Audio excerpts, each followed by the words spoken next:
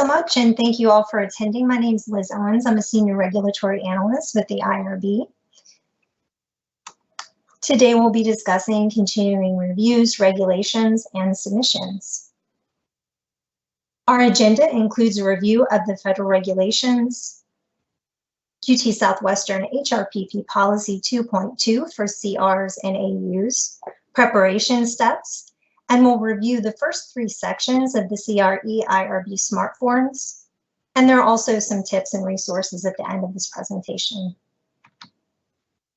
Starting with the federal regulations, the U.S. Department of Health and Human Services set forth the following criteria for IRB approval, not only at your initial review, but also at continuing review.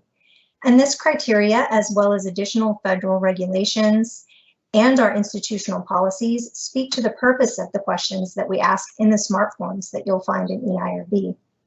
And as you'll be able to see how our Policy 2.2 aligns with these federal regulations. Reviewing the criteria, risks are minimized by using procedures that are consistent with sound research design and that do not unnecessarily expose subjects to risk, and whenever possible, by using procedures already performed on the subjects for diagnostic or treatment purposes. Studies should have beneficence, meaning that the risks to subjects are reasonable in relation to the anticipated benefits. Selection of subjects is equitable. An example of equitability is not targeting a population or leaving out a population that could benefit from your study unless that's outlined in your inclusion and exclusion criteria.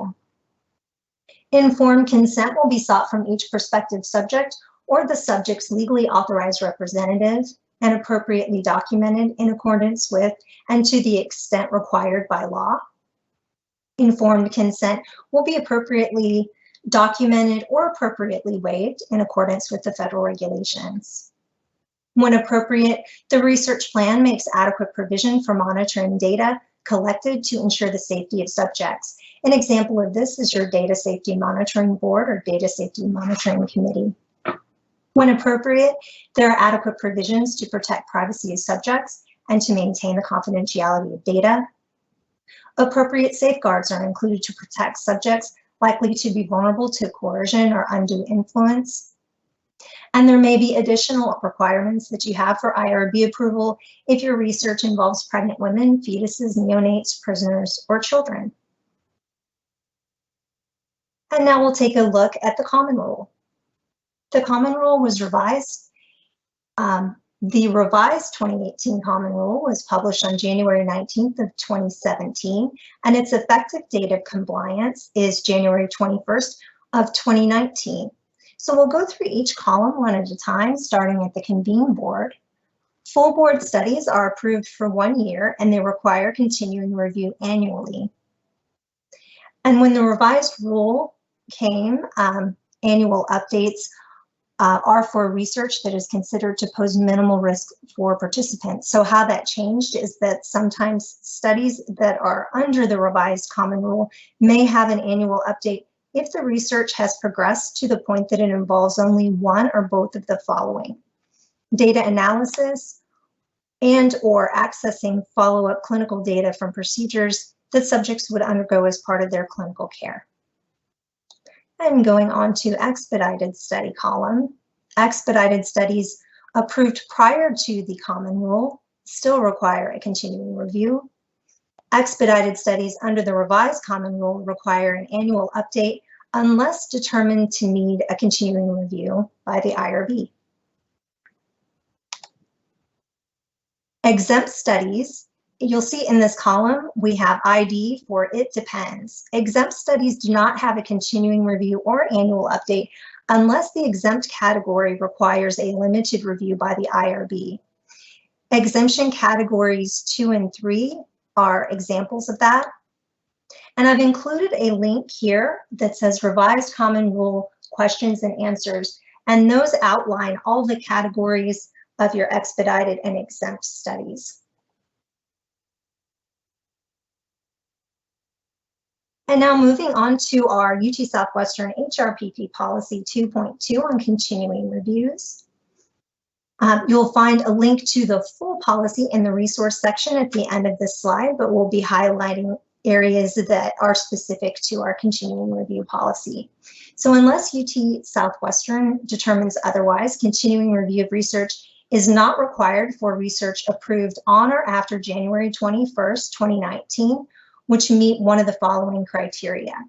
If the research is eligible for expedited review in accordance with federal policies, if the research reviewed by the IRB in accordance with limited IRB review described in 45 CFR 46.104, research that has progressed to the point that it involves only one or both of the following, which are part of the IRB approved study: data analysis, or accessing follow-up clinical data from procedures that subjects would undergo as part of their clinical care.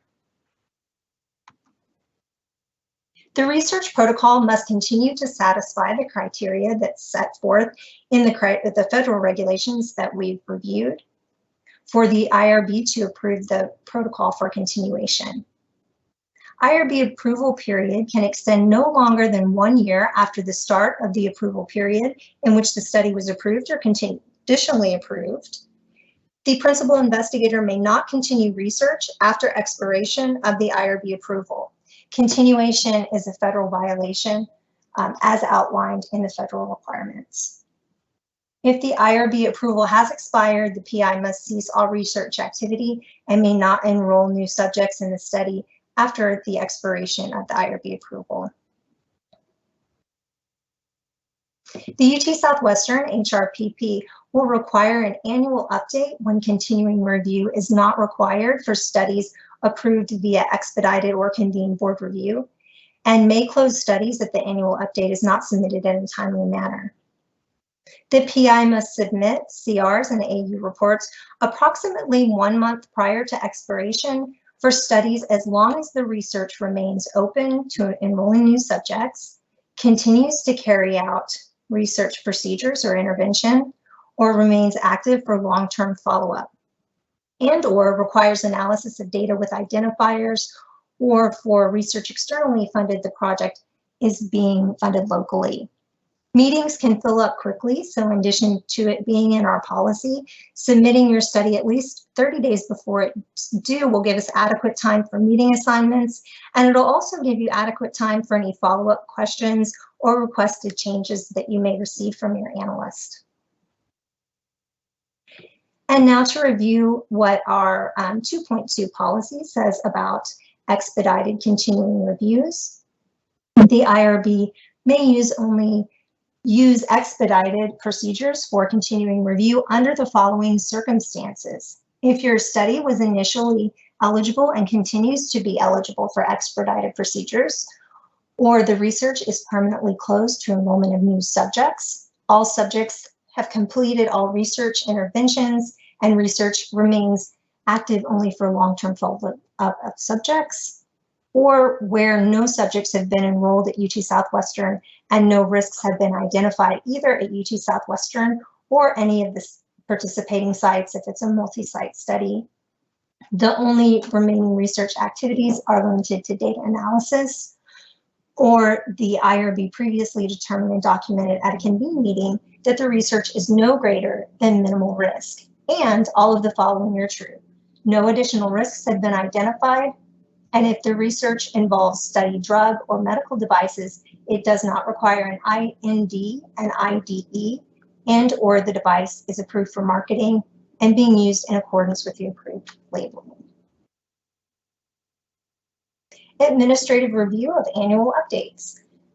The HRPP department may only administratively review annual updates if the study does not require continuing review as per the institutional guidelines.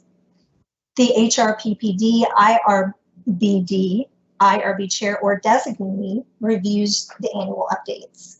Administrative reviewer ensures the PI provides any significant new findings that may relate to the subject's willingness to continue to participate in accordance with the regulations.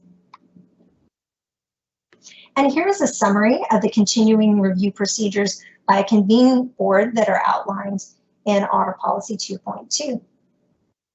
UT Southwestern has designated all UT Southwestern IRBs to review non-exempt human research conducted under its federal-wide assurance.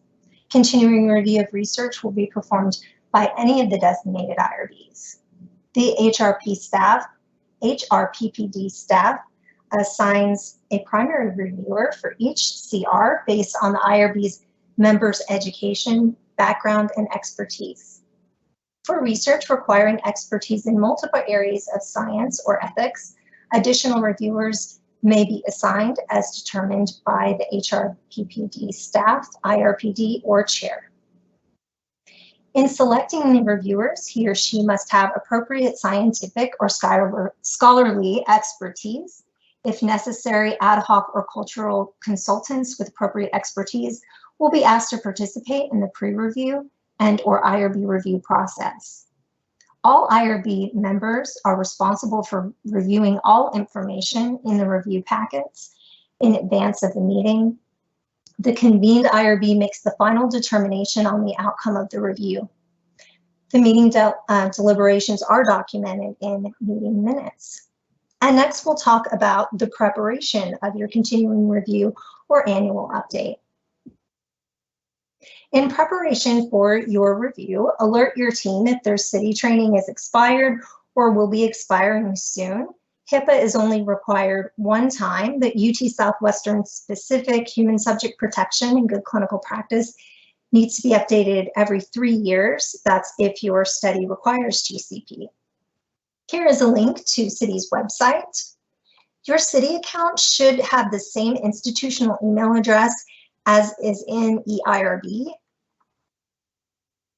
Some common reasons that city training dates might not be correct in eIRB is if your account doesn't have the institutional email address, if you have multiple accounts, or if the system just hasn't had time to update yet. And unless we request them, you won't need to send us your certificates because we should see it in the system. If you do need to have your accounts merged, or you need or you think that the information in City is not correct, here is their contact information, so you can reach out to them and they can assist you with that.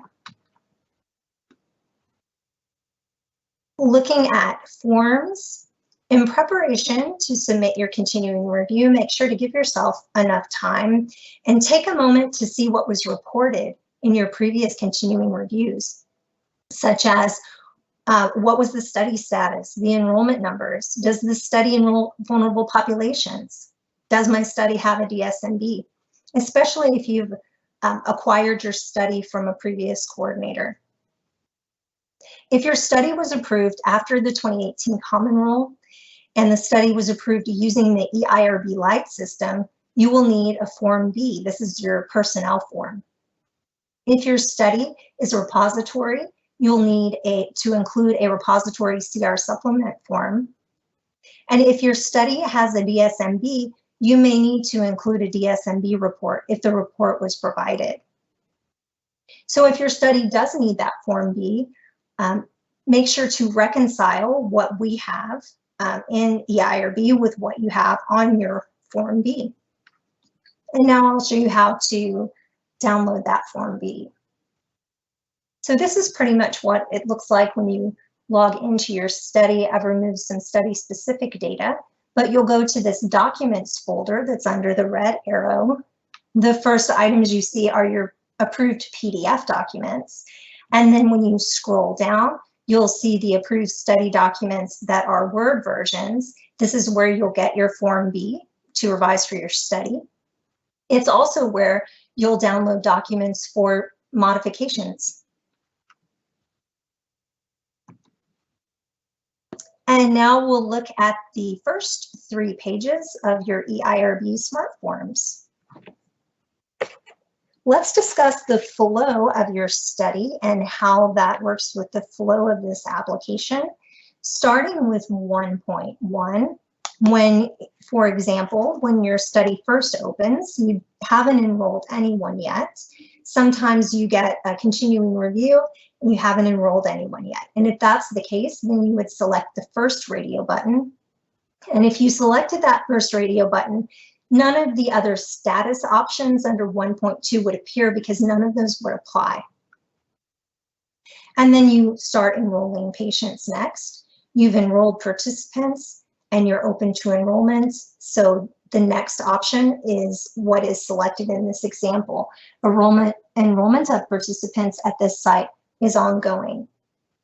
And if you selected this option, then status 1 or status 2 would apply. Either status 1, research procedures are currently being performed on at least one subject, or status 2, research procedures are not being currently performed on one subject, but we plan on doing it in the future.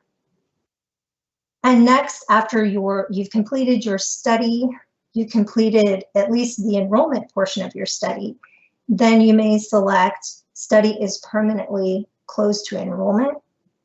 And if that's the case, then status 1 or status 3 would apply to your study. And moving on to the other next option listed, study is temporarily closed to enrollment. Enrollment is halted, but will potentially resume.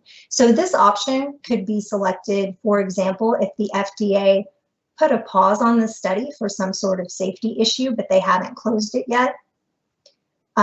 If your study didn't enroll anyone this year, that doesn't mean that you've temporarily closed it. If your study was temporarily closed, then you would select either status option 1 or status option 2. And then moving on to the next option, all study procedures have been completed at this site, and the study remains active only for analysis of identifiable data or long-term follow-up. Any of the statuses could apply to that situation, status 1, 2, or 3. And the last option, remaining research activities are limited to data analysis only. If that's the case in your study and you've selected this, then these status options will not appear. These special protocol types are pretty self-explanatory here. If you have a repository, if you have a planned emergency research, if your study uses a humanitarian device. And now drawing your attention to 1.3. If these criteria don't apply to your study, then the answer should be no, meaning that your study is greater than minimal risk.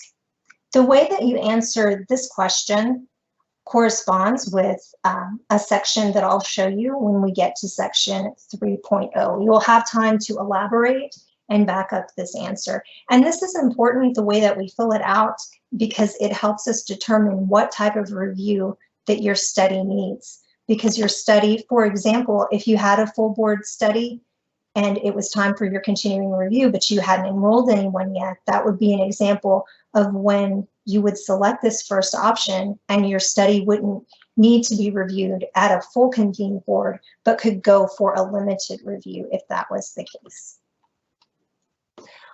I also wanted to point out that there is a help function in the top right corner where that red arrow is located. And if you press on that, the following help comes up. I just wanted you to be aware that that is there, and it provides some more specific definitions about each of the criteria. Moving on to section 2.0, enrollment.